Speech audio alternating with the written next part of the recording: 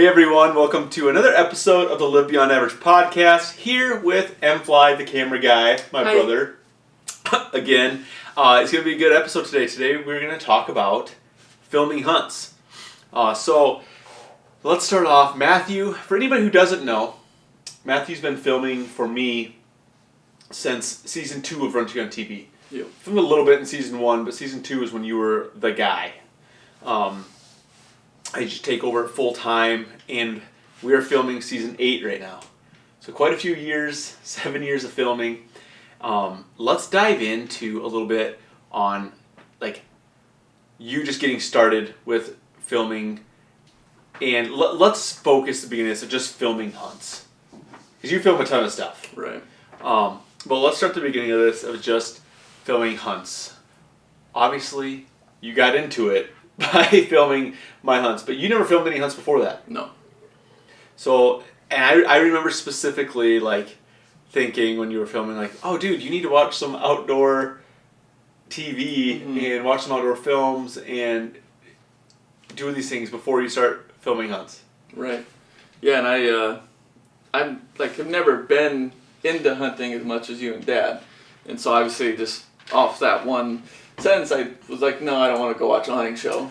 Yeah. You're like, now. Yeah, and I don't know if it was in my head at the time or not, but like, I didn't want my inspiration to come from a hunting TV show anyway. Yeah. Like, I drew inspiration from other things. Yeah. And which I think is pretty cool because it's made, some of the style of our stuff different. Right. Than the traditional hunting show. And obviously hunting TV has transformed so much over the years too. But you definitely never let what the standard was influence your filming. Yeah. So what was the first, how did you get into it? What was the first camera you were using? And tell me a little bit about how you just got started in the sense of learning how to follow somebody around on a hunt versus, filming something in the gym. Were we using a Sony? I couldn't tell you the model, but I mean, it was a full-size camera. Yeah, full size with a handle on it. Yeah, it was a full-size camera. It was like what was that? A Sony NX something. Yeah. It was a really good camera. Yeah. I mean, it was top of the line, At the in time. 2014. Yep. Shot full HD, which was all, what we needed at the time. There wasn't a lot of 4K cameras even back then. It wasn't really, it was a thing, but it wasn't prevalent. It definitely wasn't affordable. Right. But yeah, this camera was good. Full camera with multiple ports for mics. Yep. It was a bigger camera. Yeah. Not a handy cam. No.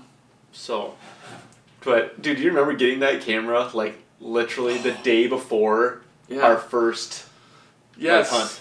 Well, no, I'm thinking of the second camera for that 3-gun shoot, right? No, this was the camera. That was the camera? Yeah. Okay, so I came down, cause I was in Murdo, and came down here, Sioux Falls, picked up the camera, and the following day we were gonna go film the 3-gun shoot. Yeah, with Hornady. Yeah. And came down here, picked up the camera. Jordan's like, better start messing with that thing, learn how to use it. Like, you gotta use it tomorrow, within 12 hours basically of picking the camera up, had to learn how to use it. And so, I don't really know if I was ever intimidated a whole lot. I think it was pretty easy point and shoot. Yeah, did you, that's the next question. Did you feel like, did you have like an expectation or a stress of like how you were going to film, not getting something on film? Not really. Like, I wasn't ever too stressed out about it. I don't know if that's just the relaxed side of me or what it is, but like, I just knew I had to follow you around and film, so I knew it couldn't have been that difficult, really. Yeah, capture a lot of story. Yeah. So tell me how you started to learn, like with those bigger cameras, you're running everything on manual focus, or just manual settings. Yeah. How did you figure out, like, how to capture and be in focus? How to, like, what f-stops you're on? How to have maximum ISO? Like, how to maximize everything? How did you start going about all that? For anybody who's kind of getting into it, running manual, how are you learning that? Just experience. I mean, you literally just mess with the camera and look up like a few things of, ISO, the lower Dude, I'm terrible at this. I don't know the settings, like at the time especially, like I didn't know even like what setting did what dang near without just messing with it. Yeah. You know. Yeah, we weren't terminology guys. We No. didn't go to school for it. No. So we weren't like, oh, what's the f-stop do? And you could sit here and be like, oh, well, you crank it one way, you get better, visual in your landscape. You know what I mean? Like, we weren't those people. Right.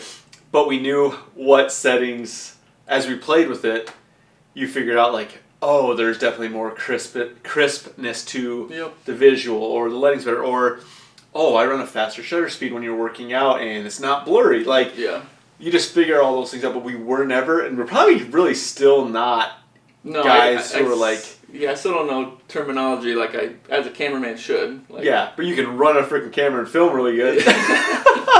You know, it's crazy. But that's like the self-taughtness. You learn how to actually do the action versus just know the... There's a lot of guys who know the lingo who can't freaking frame a shot right. Right. I think that's actually a lot of guys. I think it is too. You know, so let's talk about that. How did you figure out during your experience, and when did it start, do you think? Like, if you step back and look on just learning how to frame shots, what are you looking for out in the field when you're filming hunt? Framing's for me. Framing's like the most important. That'll make or break a shot. Like if you're just focusing on a flower, I mean, you just put it in the middle of a frame and it looks super average. But I mean, say you put it in the lower third and you have a bunch of landscape in the background that's blurred out, it looks a lot better. So explain to people who maybe new at this, like the basic thirds rule. Like this is like basic video photography. Like explain that to them. So your screen is split into 9 squares essentially. You got 3 horizontal, 3 vertical. And so like in a TV show like Run to Gun, Jordan's name pops up at the beginning after a commercial break. Jordan's on screen, thing pops up, says Jordan Miller Run to Gun. That's in the lower third. The lower left third. Yep. And so I mean like with eyes, I mean you can people shoot all differently and there's lots of things that are great. But like a lot of times you want like your eyes close to the line of the top third, I believe, or a lot of times I'll cut off the top of the forehead, and it's just like you just have to have a vision, I guess, of what your show's gonna look like. Yeah, and how you want it to look, and I don't know how the connection point, like, and for us we have that. We've been doing it so long that we know the feel of that video. And how I'm trying to connect with a viewer. Yeah. Now like you filmed a lot of like even dentist videos, or you film a lot of different stuff for different businesses. That feels different, and like you have to get to know I know like you've talked to me about like getting to know the guy a little bit so you can understand help him create the feel, because sometimes they don't even know the feel they're trying to put out in their video. Yeah. Like I know you worked with like a dentist office before, and they were unsure about how they wanted that feel, and like you had to help them go about figuring that feel out through your videos. Right. So that's just again probably an experience thing that you've acquired over time. Yeah. So as you're filming, and like for you, you're thinking about it in a story sense. For people who are trying to like get into this a little bit, or film their own hunts by themselves, or them and a buddy, what are some things that they can do during the day, during the hunt, to help really just like capture the whole story and be able to mesh it together at the end? So the big thing is making sure that you're filming a story that'll make sense. So you're not having breaks in between you getting out of the vehicle to 2 miles down the road, literally. So like make sure you're filming things all in between that, so you don't turn on the camera so you're watching the TV show and say you film getting out of the pickup, and then next thing you film is you're up on the mountain. Where's the story? Like for a viewer, you have to pretend that they're deaf, and the visuals have to make sense. That's how I think of it. You have to pretend the viewer is deaf, so the visuals have to create a story. Without the sound on. There's no audio saying we're doing this. Okay. So there has to be a visual sense of story and where we're going and where we've been. I like it. That's very cool. And like that's actually a really good example I'm terrible about this. Whenever you have a tag, and you put me behind the camera, I'm terrible about that. Like getting all the in between stuff, and I'm like, because I'm a hunter first, cameraman second, so I'm like with you, and I'm still wanting to spot game. I'm like, dude, there's a good buck over here, and I'm like, oh, I gotta turn the camera on. Yeah.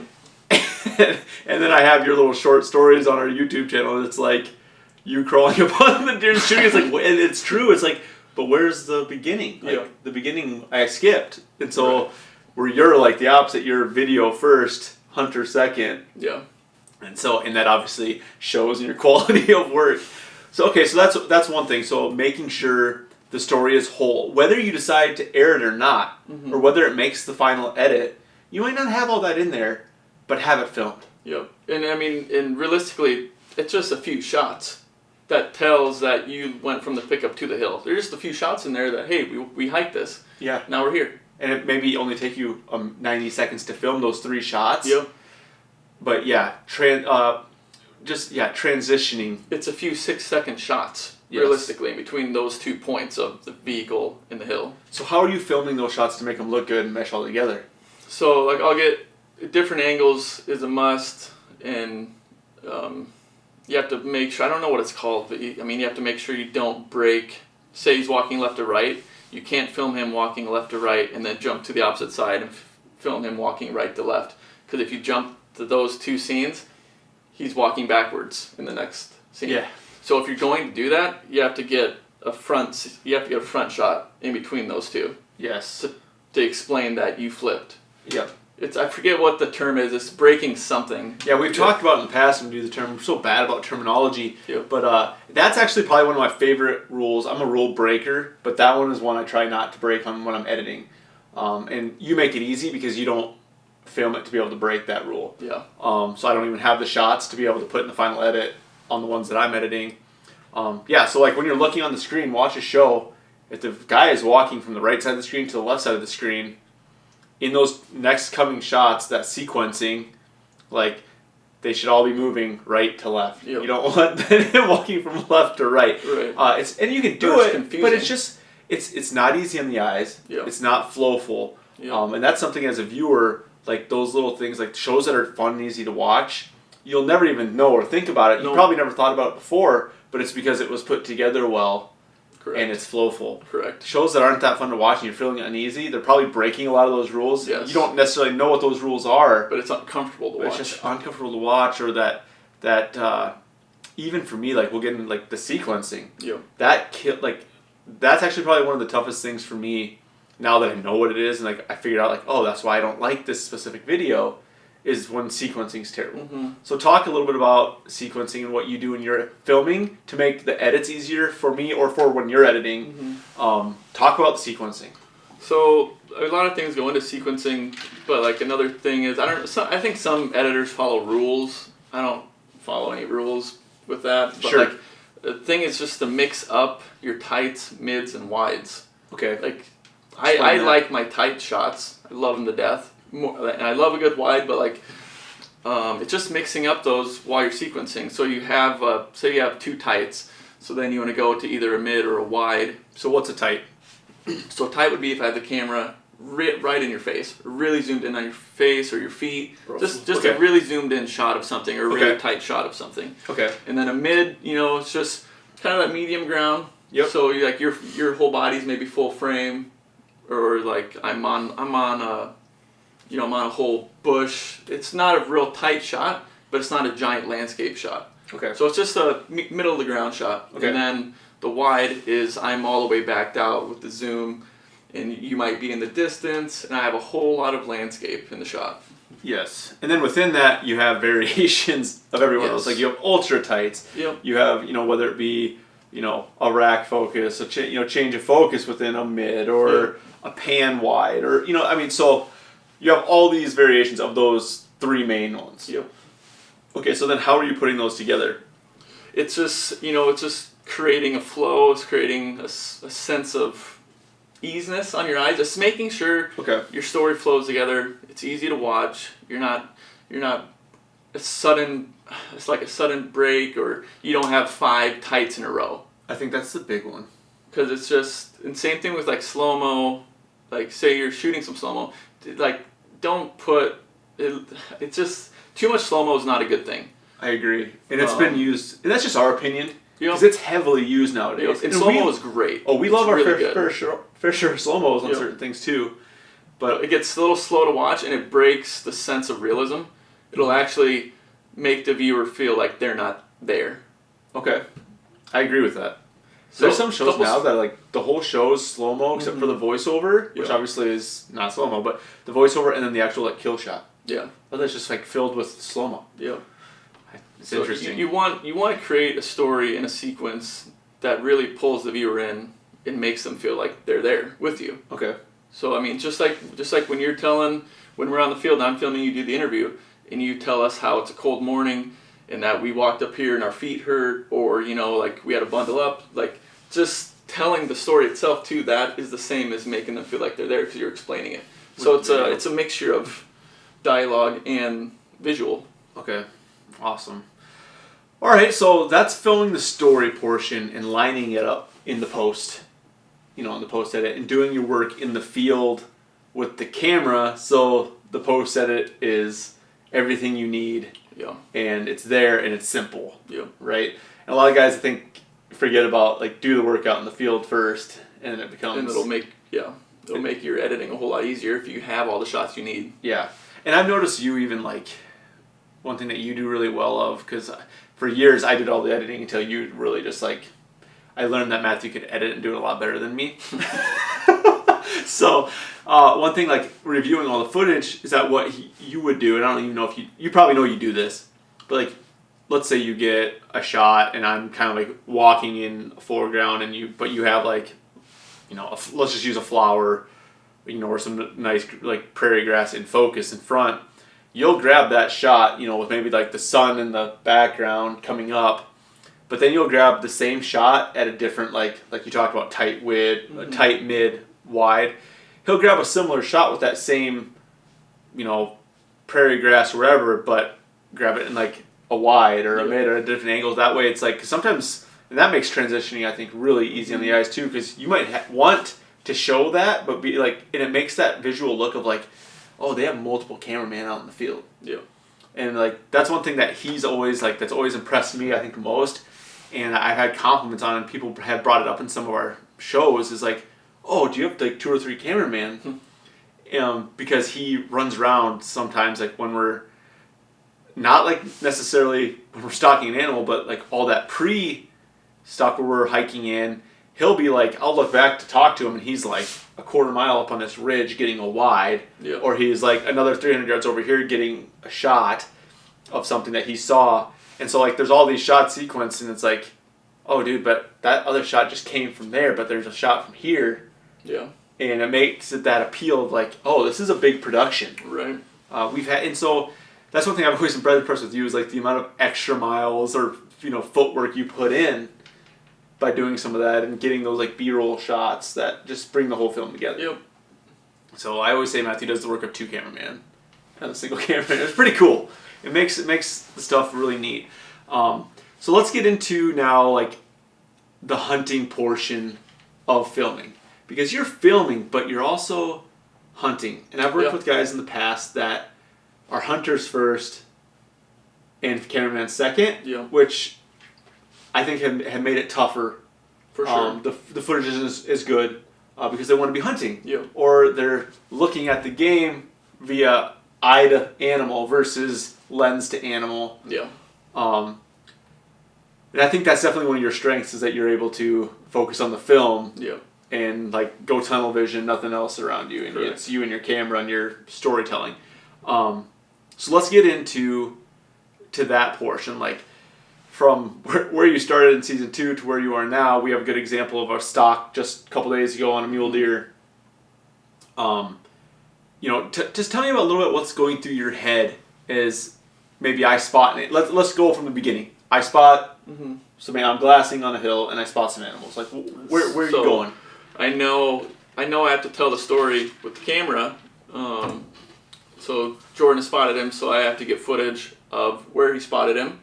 So that can be B-roll over him talking in the final product. Okay.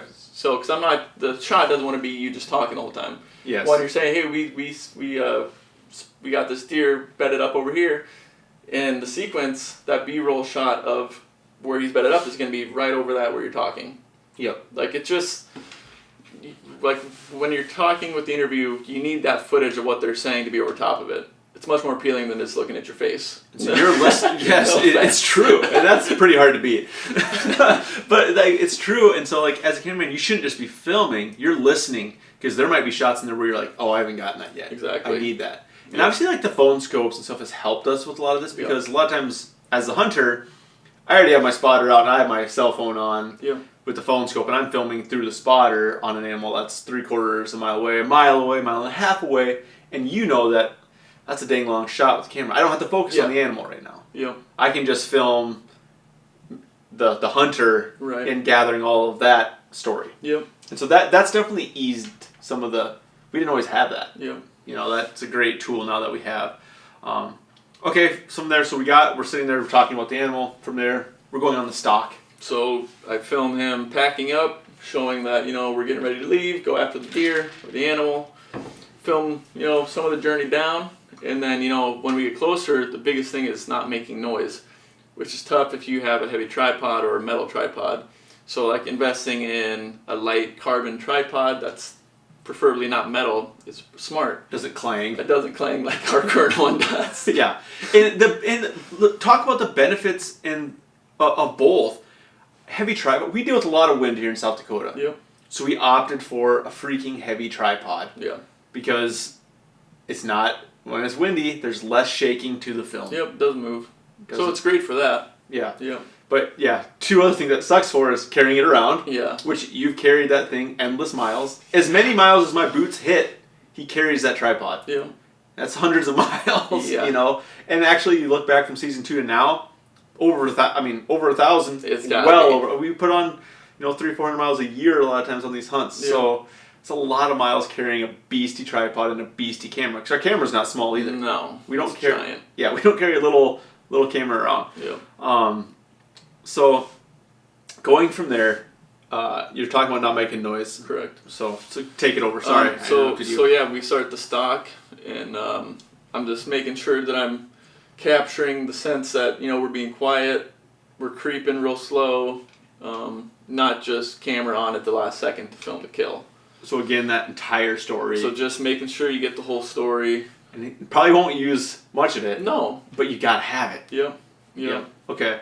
Are you grabbing like different mid tights, or are you just running the camera at that point? I still try to get tights, but I have to make sure that at any moment, if the deer jumps up, that I'm ready to get him jumping up. Okay. So I can't be kind of looking off to the side, getting it tight. Like, it's not your time to get your beauty shots. You can go back and get those. Exactly. If he kills it, or even like if you don't kill it, take 5 minutes after the fact and tell your hunter, hey dude, just chill out for a second, get some water. I gotta grab a few shots. Yeah. Or tell the hunter. And we don't do a ton of this. When we used to film for we used to film just for cable TV, and we would try to grab some maybe tight or something after the fact. We don't film. We make films and we film for cable TV now, and we like to brag that we do all of it live. Yeah. So that makes Matthew's job even harder. So I'm just trying to get people to respect what you do here. So most people are going back and getting shots after the fact. We don't do that hardly ever, unless it's absolutely needed, which has maybe happened 2 or 3 times in 8 years. Matthew films everything live as it happens. So if you see like a cutaway shot where I'm crawling, and all of a sudden there's like a tight of my hand on my bow, and then it's me like looking over top of the deer. All of those shots happen live, and we sequence them together. Matthew didn't tell me like, hey, let's hold on a second, I need a shot of your hand, don't move. Like, that didn't happen. But a lot of time, in productions, that's what they do. All those transition shots, all the pretend sneaking or drawing, like you'll see guys draw back their bow and it's like slow-mo from the front. From the front. Like that cameraman in front. Bro, that's where the deer's standing. Yeah, exactly. Like, all that stuff's reshot. Yeah.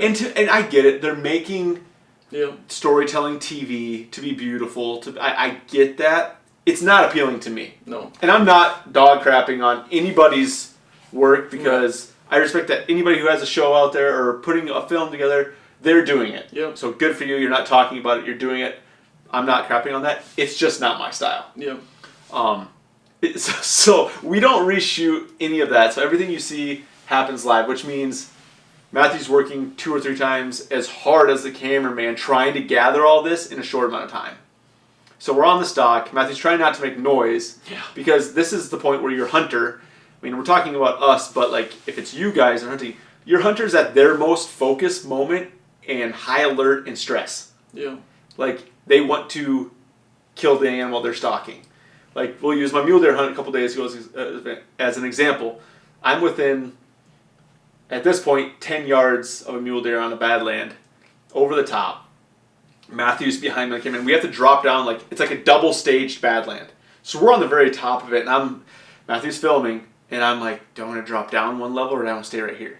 And finally I'm like, I'm going to drop down a level. So I drop down a level, and Matthew's like, I look back, and Matthew's still on the top level filming, and he's like, you want me to come down there? He's like, get a little close.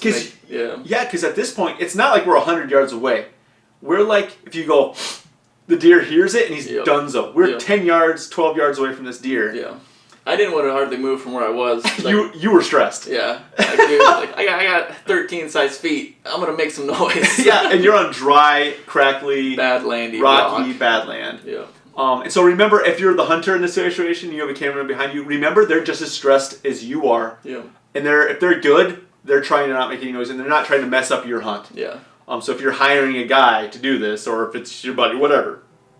So Matthew's just in high stress, and I'm like, he looks at me, he's like, he does the hands, like, what do you want me to do?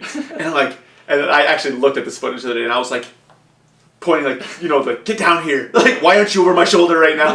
Yeah. But I'm also, at the same time, like, I know I'm telling you to do that, but in my head, I'm also thinking, I'm very glad that he's being so careful, because, like, I want one stock and it's it, and I want it to be done, and I want to kill this animal. Because it takes time to do all of this. Yeah. I don't want to do it multiple times. No offense. I love hunting. I want to stalk one time, put all my energy into one stock and kill an animal. Yeah. It's not fun taking hours. It sucks to fail. I mean. Yeah. And it's like sitting out with the hot blazing sun in your face for hours is taxing. Yeah. And so we're over this animal, and Matthew drops down a level, still filming. So just remember all of that. Okay, so now you're at the point where a guy's putting a bullet in his chamber. He's going to draw back his bow. What are you thinking? What's going through your head? So that last little bit's obviously just about the most important part of the whole stock. And so I'm basically not looking where I'm pointing my camera at this point. I'm just filming like this, and I'm staring at my feet to make sure I'm not going to step on a loose rock or slip or step on a little dry bush, that's going to catch my pant leg. And so I'm really watching where I walk first so I don't make noise. And I'm filming, it's almost like watching where I walk first and filming second, for a little bit there at the end so I don't make noise. Okay. Because I know where I'm pointing my camera. You're already framed up. Yeah. Okay. So, dude, it's all happening. What are you doing? The kill shot okay, so kill shot happens. I shoot the deer. Yep. So I'll follow the deer for a little bit, the animal, and then I'll pan out to Jordan immediately after to get the live reaction. Because you can't fake a reaction of excitement. And you see so much of that on TV. Yeah. No offense. A real genuine excitement, like you have to catch because it's second to none. You just have to get their level of excitement caught. Yeah, and we've been doing it together long enough now too that I try to, I know not to turn and start talking to Matthew too soon. Like the other day, or with my elk last year, like the elk's or the deer is running and going down. I already know that deer's dead. I destroyed him with the arrow. I can tell he's going to go down. If I turn and start talking to the cameraman's going to turn his camera away from the deer running and just turn to me. It's going to be, that's the normal reaction of a cameraman. Yeah. And so I'm very particular as the hunter to just hold my tongue for a second. Hold my tongue, I might be like, yes, you might do that normal thing. But I want that deer to try to go down on camera. I want that elk to go down, because that's cool. Right. Having that animal drop on film is sweet. Yeah. And it doesn't happen often, especially with archery. You see them run, they're gone. So it's like when that happens, it's really neat. We've been lucky to get a lot of them. Yeah. And then so I try, it's only seconds. So although I might be like, yes, I try to wait, and then I can see you do the pan and turn, and then I'm like, dude, or whatever that reaction is, that's wholesome and real, Yep. it's captured. So we've worked long enough together that we've established. Yeah, we know how we work, and we each know we each know just how we maneuver. Yeah, and so that's pretty cool. So you film the reaction. What should a cameraman be thinking after that? From that point, you're going into finding the animal to closing up the whole story. Where are you going? That's just another reaction that you have to make sure you're already recording your life for when you walk up on that animal, because you're getting the hunter's first thoughts about the animal that they just killed. And so, like, yours was the velvet, so obviously I was already recording, making sure that I got your first thoughts and reactions when you walked up to him. Yeah, and I think that can be hard too, because like you don't know what the terrain's like when we get up to that animal. You're trying to set up on a tripod. Yep, I'm already scouting as we're walking up. I'm scouting to where I'm going to set up immediately as he's sitting down. Mm-hmm. So I'm looking for a pretty flat spot where I might have to make one simple adjustment on the tripod to where I can just get level. He's sitting down, immediately going to talk about the deer and the stock. So as the hunter, be patient. Don't, give your guys, chances to set up. Give your guys chances to have the record on, so all of your reactions are the reaction. Yeah. You're not going back and filming it twice. That way it's real. And when it's real, you connect with people. Yep. And that connection is just going to build your following or build your viewership or whatever it is. So as a hunter, be patient. Don't just leave your cameraman behind. Yeah. That happens a lot. I'm lucky that I have a cameraman that just keeps up. You know what I mean? Yeah. I think a lot of cameramen just can't keep, they're not necessarily hunters, or they're not in shape to be able to hunt the way that Western hunters do. Yeah. I'm lucky that I have a guy that does, and I don't have to think about ever looking over my shoulder is Matthew here? Yeah. You're doing your job, and I think in those first year of filming, season 2, and I think I figured it out midway through season 3. Season 2, I was always stressed about dude, are you getting the shot? Did you get that? Can you grab that? Can you do this? Can you I was trying to. You're doing 2 jobs. I was directing in my head of what I needed for the show, and then I was trying to put it on you and not but I wasn't sure if you knew what to do yet. Yeah. And then as season, you work together, and you once I just figured out, it was let him do his thing. We're gonna be just fine. His stuff actually got better. You just have to find that guy or that cameraman if you're wanting something filmed that knows how to put it together. Yep. You know that they're there. You know that their gear's good enough to be on your tail. That they're that's just everything, dude. Find that guy, be nice to him, and probably buy his coffees in the morning. Because there's not a lot of them. It's just a fact. They can kind of put that all together. So they're cutting up the deer. Mm-hmm. You're wrapping up the story. What are you trying to accomplish at this point? Just going back in your head and just making, kind of recapping all the footage that you've gotten over the last day and a half, or the morning, or the last week, whatever it is. It's making sure that in your head you think you can create a story with the footage that you have. Any closing statements? Yep. Any closing walkout? Whatever. Yep. So just make sure you have enough B-roll to go over some shots, and some of the walkout maybe. It's depending on how you want to close the show. It could be closing out, gutting up the deer, or anything. So just making sure you properly end the story. Don't leave a cliffhanger. Yes. Don't turn off the camera after you shoot the deer and not film anymore. Dude, and making your hunter give proper statements. Yeah. You know what I mean? A lot of times you just don't want to talk. Yeah. The hunter, or something happens that they don't want. No, all you have to do is say, give us what's going on. Give us a live update quick. Okay. So film 45 seconds. That actually leads me into the next thing I want to talk about is how are you communicating to the people you're filming? Because let's say on this, you film me, but on a hunt where you're hired by another hunter to film a 3-day story or whatever. How, as the cameraman, are you communicating with your hunters? If I'm filming for somebody that doesn't usually sit in front of a camera, okay, I'm doing my usual thing. I'll film them, walk in, B-roll, blah blah blah. If they haven't turned and talked to me yet, I'll just look at them like, hey, what's going on? Talk to me quick. So it's more. That's all it is. You're approaching it more as instead of putting having the camera's obviously in their face. Yep. But you're not being you're trying to connect with the hunter yourself, because, person to person. Yep, it relaxes them. Okay. It lets them know, like, there's a camera here, but tell me what's going on. Pretend, just enlighten me. Yes. And then, because they're going to connect again with the viewer. Yep. So much more. And I think, honestly, that's why some of our stuff, like, I'm always talking to Matthew. Usually, like, on all of our interviews, I'm not talking to my viewers at home. Yep. A lot of times, I'm just talking to Matthew and what's going on. Yep. And then it feels like, to the viewer, it feels like you're talking to them. Right. So, yeah, if you're the cameraman, make sure you're communicating with your hunter if you're filming them. It's great to be quiet as a cameraman, but you still need to connect with your other worker. Yes. Yeah. The hunter's your coworker. That's a good point. Yeah. That's a really good point. So, dude, I kind of like this. I think this will connect with some guys that maybe are getting into filming a little bit and progressing. What do they need? So we talked about our first camera, and we've moved into other cameras. Our big camera now is what would we shoot? Panasonic UX 180? Something like that. Something like that. Again, big full camera, full setup. Yep. Very forgiving. We rocked 4K on all of that. Now, last several years, what do people like? If you can give some suggestions, what do people need? So if you're shooting more of a run and gun style, a lot of movement, make sure if you get a camera that it has a lot of stabilization in it. Okay. Because you're moving a lot, you don't want to carry around a big gimbal.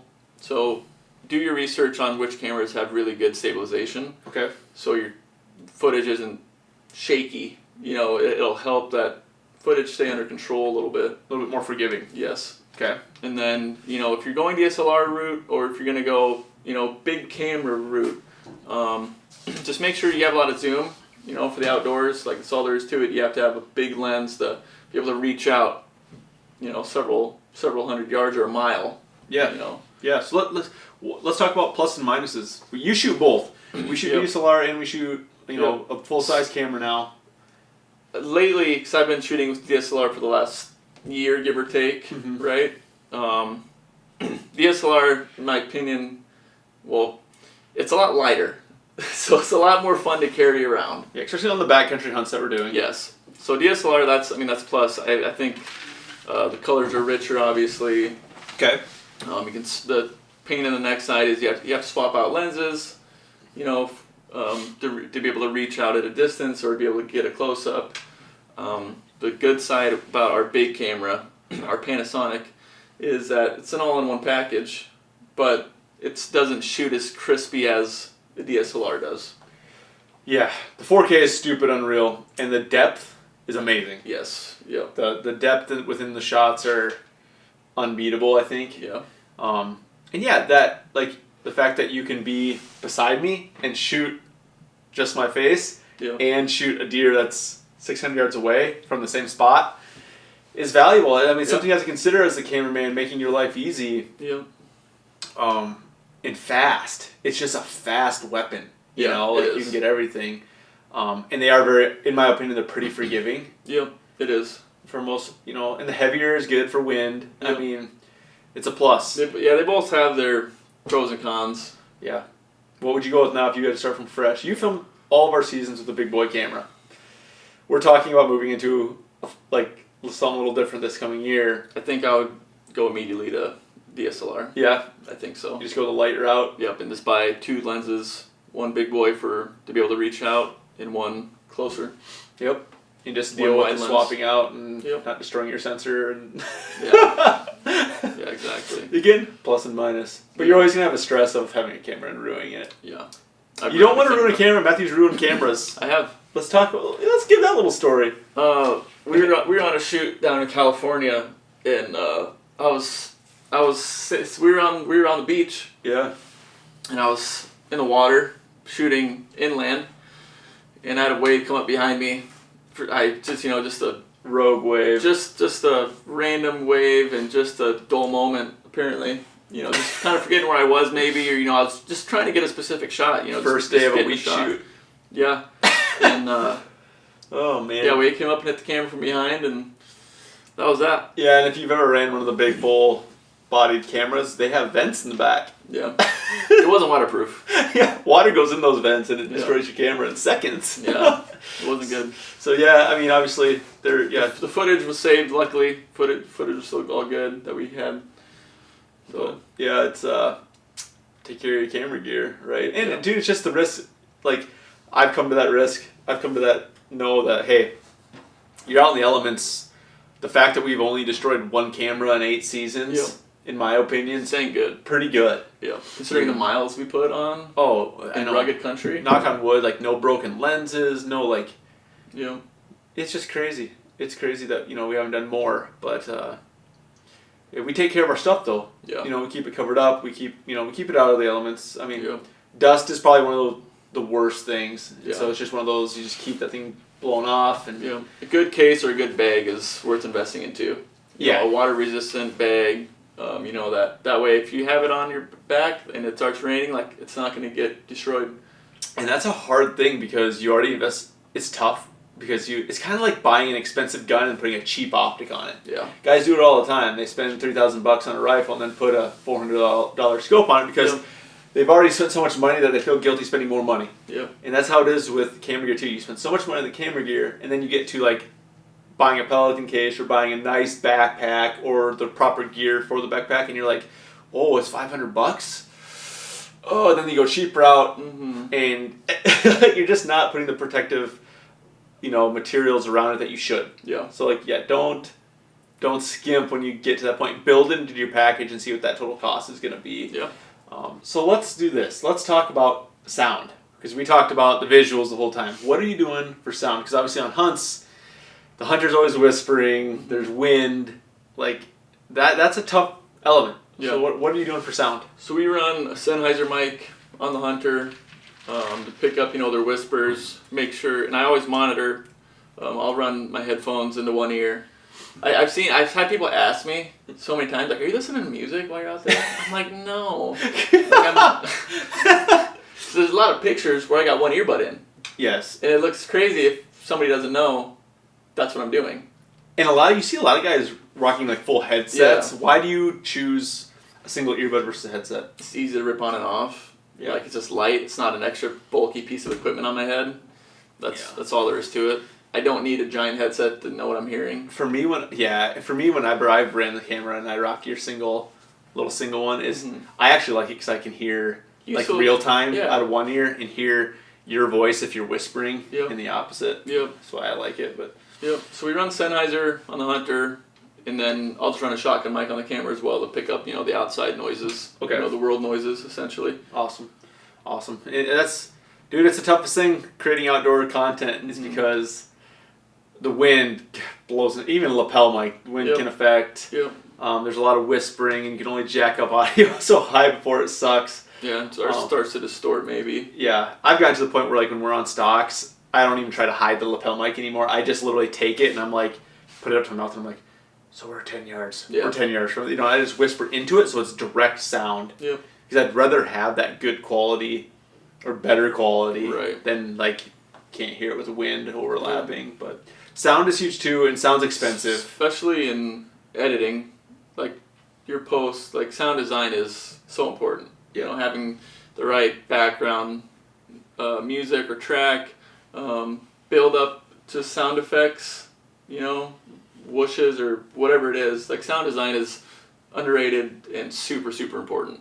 It's so cool too. It's when you get into it, it's super cool. But good sound's expensive. I mean, you can buy some cheaper mics to get by, but try to move into something like I don't know if you can beat Sennheiser. In my opinion, I think it's great. Yeah. It is a little pricey, but it's worth it, and you will hate not having. Yeah. When you go back to edit and you think you have an interview from a hunter. And then you sit down, you're editing, and it's all covered up with wind, and you have nothing. Yeah. You're gonna like drop some F-bombs and kick your wall. It's frustrating, So just think about the sound too. I mean, as a cameraman, it's not just visual; it's the sound as well. Yep. Any closing statements from M-Fly, the camera guy, today as we wrap up filming hunts? Just make sure you create a visual, appealing story. From start to finish. Just make sure you can tell a story to somebody that's deaf. I think that's the biggest thing. And just get different shots. Don't get the same shot 30 times. Challenge yourself creatively. Yeah.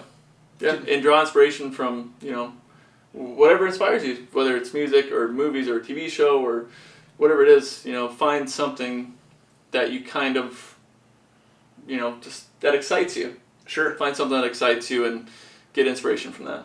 Where are you drawing inspiration from right now? We talked about this like a year ago, what you were kind of drawing inspiration from, some of your films, some of your projects. Anything right now that stands out to you that you're like digging that's going to affect season 8 of Runting on TV? Anything that stands out? Or are you just in your own element now? Yeah, so I'm kind of in my own element a little bit. My favorite director and writer and producer just released a new movie that definitely brought some new stuff into my head. Mm-hmm. Other than that, it's still the same type of stuff, still some music, and that just visually, music will visually inspire me. And then, just some big budget films that, just different types of filming in them. So you're the movie buff. You're watching the big boy movies to gain new ideas, kind of thing. Yeah. Not necessarily like small YouTube films or something like that. And even some random videos, that just I come across on like Twitter, or TikTok, mm-hmm. or anything. Like it's just any little thing, that it's just inspiring. Okay. I can't really explain it. It's just, you just gotta go out there and look. Find stuff that connects with you. And don't copycat, Try and find something you like and then twist it and make it your own. Yeah, for sure. But don't freaking just don't make it exactly like somebody else's work. Yeah, make it fresh. Yeah. Yep, put your own spin on it. I agree. That's what it's all about, dude. Yeah. That's what it's all about. So, all right, thanks for coming on the show again today. We have one more coming up in this kind of series with Matthew. We're going to talk about a little bit of photography and mainly utilizing your cell phone on HUNTS specifically, on how to get the most out of your cell phone. We're going to get into that in the next one. So I think that's a piece you'll really enjoy because there's a lot you can do with a cell phone. Cell phone's underrated. Obviously not as good as shooting with a DSLR or something, but there's ways to really utilize it to optimize some great photography really quickly. Yeah. So we'll get into that next. Thank you guys so much for jumping on the show. Obviously, we'd love for you to share it if it connects with you and share it with a friend. That helps us out a ton. Thank you guys so much. Check you later.